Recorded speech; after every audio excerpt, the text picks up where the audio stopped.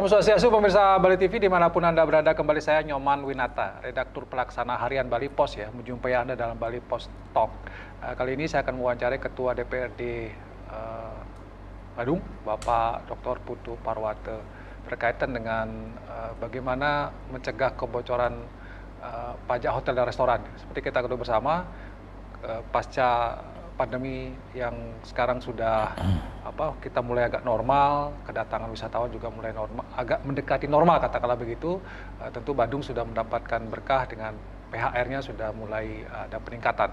Tapi tentu perlu diantisipasi bagaimana kebocoran-kebocoran ini bisa dicegah di kemudian hari. Kita sapa dulu narasumber kita, Om Swastiastu, Pak Ketua. Om Swastiastu. Gimana kabarnya, sehat ya Pak Ketua? Baik, sehat selalu. Tetap semangat ya Pak? Tetap semangat. Apalagi pandemi sudah mulai sudah berlalu mungkin disebutkan. Pak Ketua, kalau kita bicara tentang PHR, mungkin bisa disampaikan dulu kepada pemirsa perkembangannya gimana terkait dengan PAD juga, Badung.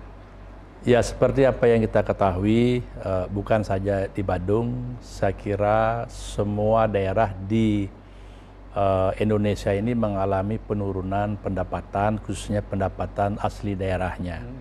Dan Badung kita ketahui, pendapatan daerahnya itu lebih banyak bersumber dari pendapatan daerah dari pariwisata. Jadi hampir 85% dari pendapatan daerah itu bersumber dari pajak hotel dan restoran. Jadi di masa Covid itu sangat turun drastis, bahkan kita minus ya. Jadi lewat Covid ini Astungkare Badung bisa kembali merecover pendapatannya. Nah, dari tahun 2021 kemudian masuk di 2022 sudah mencapai 1,8 triliun per tahunnya. Kemudian Astungkare di 2023 ini sudah masuk pendapatan daerah dari pajak hotel dan restoran itu sampai pada bulan Januari ini sudah bisa mencapai hampir 2 triliun. 2 triliun ya Pak, sudah. Tapi ini kayak sepertinya masih belum seperti sebelum pandemi ya Pak Ketua ya. Walaupun sudah ada peningkatan dari setelah Covid katakanlah begitu, tapi belum senormal seperti 2019, 2018 itu belum, masih jauh ya Pak. Ya, jadi tetap ada increase tourism ya. Jadi yang datang ke Badung ya. Jadi terus bertambah. Nah, memang kalau dibandingkan 2018 ya, 17 gitu ya. Jadi ini perlu ditingkatkan terus. Makanya kami bersama-sama dengan Pak Bupati selalu melakukan diskusi bagaimana yang pertama infrastruktur itu dibangun, kemudian daya tarik wisatawan, semua yang sudah dijadikan daerah dan desa wisata, ya kita optimalkan, kita fasilitasi, kita bantu, dan penataan kebersihan pantai, kemudian ketertiban para tamu-tamu di masing-masing wilayah kita tetap jaga, dan kita koordinasikan dengan perangkat daerah seperti Pol PP, Dinas Kebersihan, ya, DHLK, dan tadi juga kami melakukan inspeksi di wilayah Canggu, Prerenan untuk kebersihan pantai. Ya, jadi kami selalu turun ke lapangan, ya, melihat situasi ya yang terjadi saat ini, terutama di kawasan-kawasan pesisir. Jadi kami sarankan, langsung kami sampaikan kepada Dinas DHLK untuk memantau tiap hari kebersihan pantai, supaya betul-betul pantai kita ini terjaga dan selalu diminati oleh para tamu. Dengan banyaknya wisatawan yang datang, pasti akan ada peningkatan dari PHR-nya ya Pak Ketua ya. Ya, bagaimana upaya, ya walaupun ini sudah sebenarnya wacana cukup lama, bagaimana mencegah kebocoran atau ada upaya seiring dengan peningkatan kedatangan wisatawan, ini juga bisa PHR-nya lebih safety lah, katakan lebih tidak ada kebocoran-kebocoran.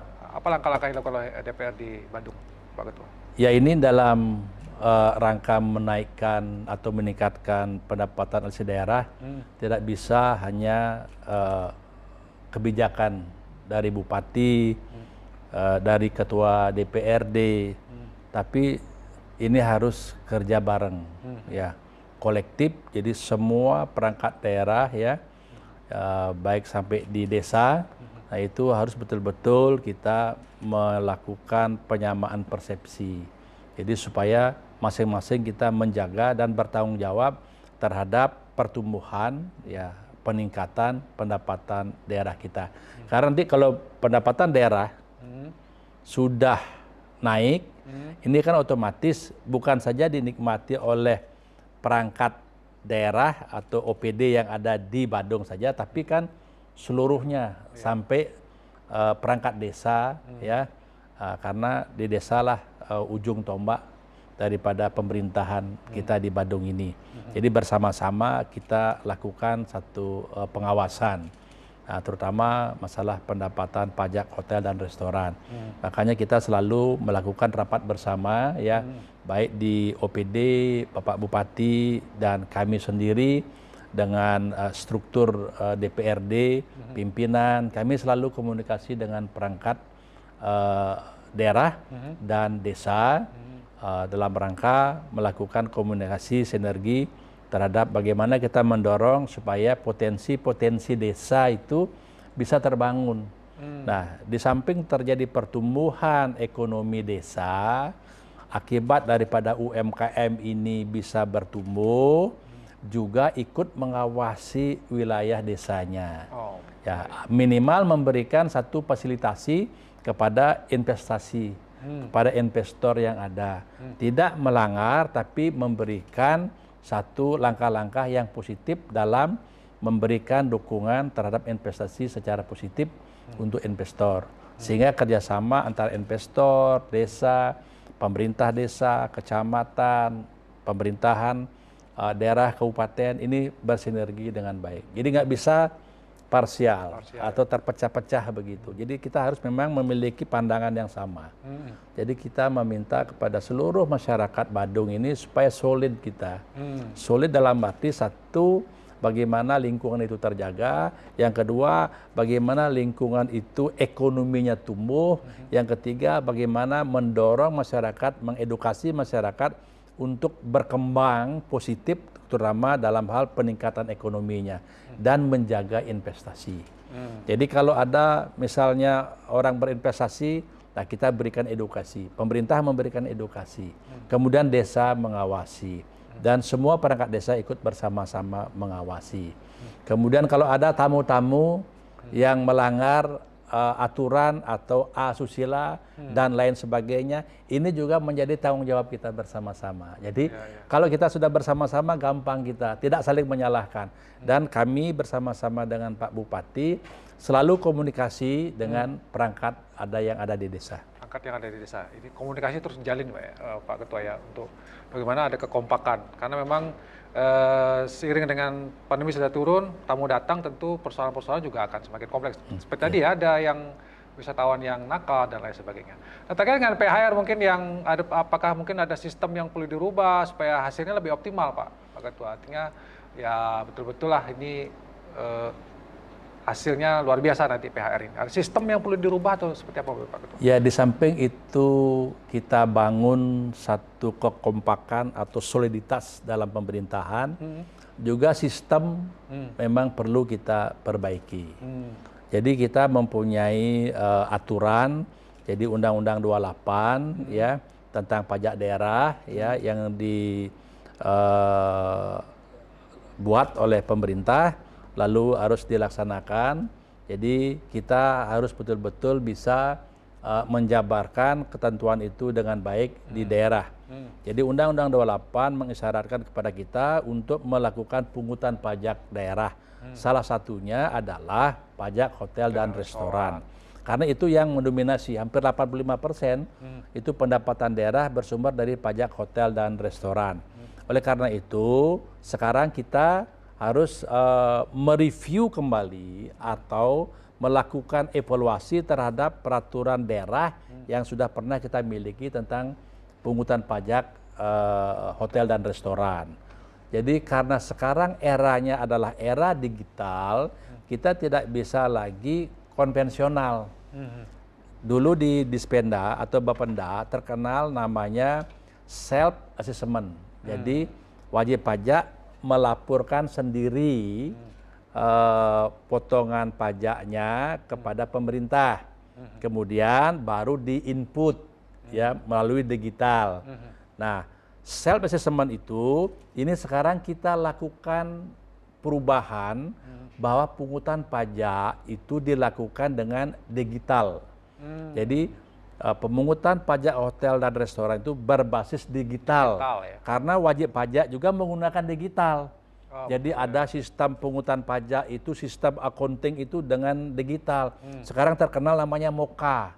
Jadi sistem MOKA itu menginput penjualan, kemudian revenue, kemudian pajaknya semua diinput di sana. Nah, kalau kita pemerintah tidak membuat satu sistem yang berbasis digital, maka ini akan terjadi ketimpangan pemungutan. Dan inilah risiko kebocorannya. Nah, ini yang harus dijaga, makanya kami buat peraturan daerah, melakukan revisi peraturan yang ada dengan inisiatif Dewan. Jadi itu adalah inisiatif kami pimpinan untuk merubah peraturan daerah khusus tentang PHR-nya dengan sistem digitalisasi. Itu artinya kalau memang sudah ada pajak yang dipotong oleh hotel dan restoran, itu otomatis akan sudah tercatat gitu ya Pak? Ya, jadi secara digital gitu ya. Sistem digitalisasi dengan real time ini, apabila masyarakat melakukan transaksi pembelian atau pembelanjaan atau melakukan pembayaran pada saat mereka makan gitu misalnya, maka 10% atau 11% yang ditentukan tentang pajak hotel restoran itu otomatis langsung dia tertransfer di rekening pemerintah yang ada. Misalnya tidak hanya BPD, akhirnya BPD juga, BCA, Mandiri, BNI, jadi semua bank itu bisa masuk real time. Jadi pertanyaannya hari ini pun akan bisa terjumlah berapa pajak hotel yang didapat per hari ini. Jadi sudah terakumulasi dia di record atau dashboard di Bapenda. Nah, inilah yang disebut dengan modernisasi dengan teknologi berbasis digital. Tapi langkah pertamanya adalah melakukan review terhadap Perda dulu ya Pak? Ya, kita lakukan revisi Perda supaya jangan kita keluar dari aturan. Ya. Jadi luar biasa kalau misalnya bisa terjadi seperti itu nanti ke depan, berarti sangat optimal sekali ya. Nanti. Betul. Jadi yang pertama itu tujuannya menghindari daripada salah pemungutan. Yang kedua mengurangi kebocoran. Yang ketiga meningkatkan pendapatan pajak hotel dan restoran. Jadi ini otomatis akan meningkat. Kalau kemarin kita misalnya 2023 ini kita 3,8 dari pajak hotel dan restoran, mungkin akan bisa naik, mungkin akan bisa 5 triliun, bisa 6 triliun karena kebocorannya sangat tipis sekali, kecil sekali. Dan ini akan kita kembalikan untuk kesejahteraan masyarakat, baik melalui pembangunan fisik, non fisik, membantu permodalan masyarakat. Jadi masyarakat itu tumbuh jadinya. Targetnya kapan direalisasikan Pak Ketua digitalisasi ini? Tahun ini? Saya harapkan ini tahun ini selesai. Dan 2024 bisa diejawantahkan dan bisa digunakan. Baik. Oke, sebagai closing statement dari Pak Ketua, apa yang Pak Ketua ingin sampaikan kepada pengusaha, kepada masyarakat Badung terutama juga supaya berkaitan dengan PAD PHR ini Pak Ketua? Jadi kepada seluruh masyarakat yang ada di Kabupaten Badung, mari bersama-sama kita bangun Badung ini dengan bersama-sama melakukan pengawasan terhadap kebijakan-kebijakan pemerintah, kemudian terhadap apa yang sudah berkembang di masing-masing wilayah dan menjaga wilayahnya dengan baik. Dan kalau ada hal-hal yang memang perlu didiskusikan, kita diskusikan dan kita bangun Badung ini untuk masa depan yang lebih bagus generasi kita di Badung ini, dan betul-betul akan Badung ini menjadi Badung yang santi dan jagat kita. Baik, terima kasih Pak Ketua atas penjelasannya dan statement-statementnya. Tentu ini menjadi harapan kita bersama juga, masyarakat Badung semakin sejahtera ke depan, dan itu prosesnya perlu dukungan dari semua stakeholder ya, tidak hanya Pak Ketua DPRD tapi Pak Bupati sampai masyarakat tingkat bawah ini juga harus betul-betul memberikan dukungan. Demikian Bali Post Talk ini, saya ucapkan terima kasih atas perhatiannya. Saya tutup dengan Om Santi. Om Santi. Om Santi. Terima kasih, sampai jumpa.